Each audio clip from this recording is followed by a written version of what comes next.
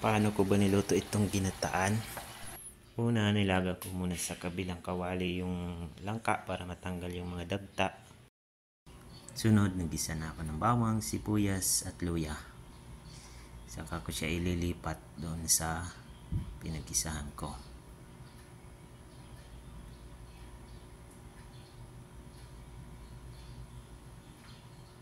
Yan.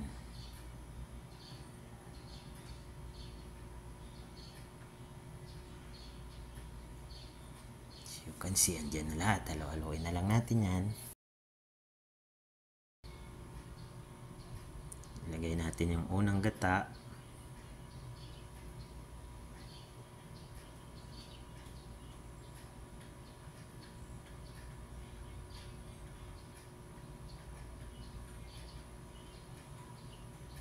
Ilagay ko na rin yung sahog na tuyo. Hindi ko alam yung tawag sa mga isdang yan pero masarap yan kahit maliliit.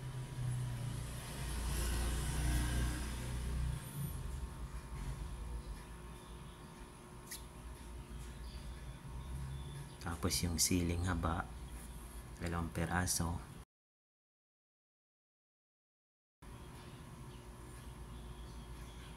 Takpan muna natin para kumulo.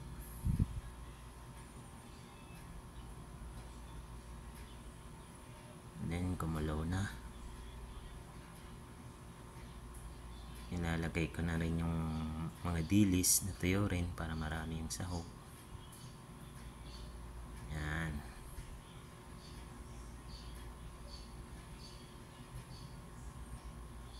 Halo-haloin lang natin para maluto yung dilis.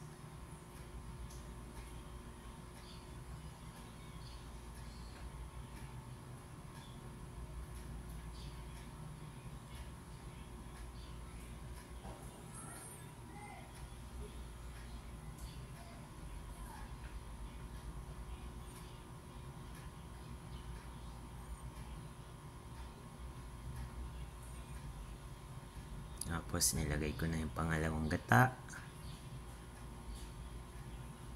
Yan. Kita nyo naman, nasa plastic pa yan. Gata from palengke.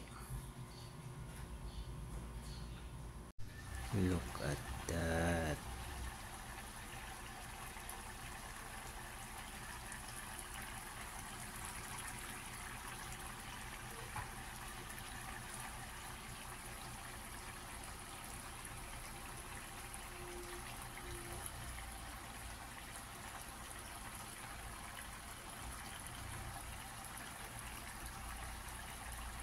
So, after kumulo ng pangalawang gata natin, luto na yan. Ayan. Timplahin nyo na lang yan guys. Nasa inyo na yan kung paano nyo timplahin. Pero ako tanimpla ko to ng naayon lang sa panlasa ko. Sa panlasa namin kakain. So, ayan lang guys. Thank you. Kainan na tayo. Salamat sa panonood kung umabot ka man sa part na to. Thank you so much guys.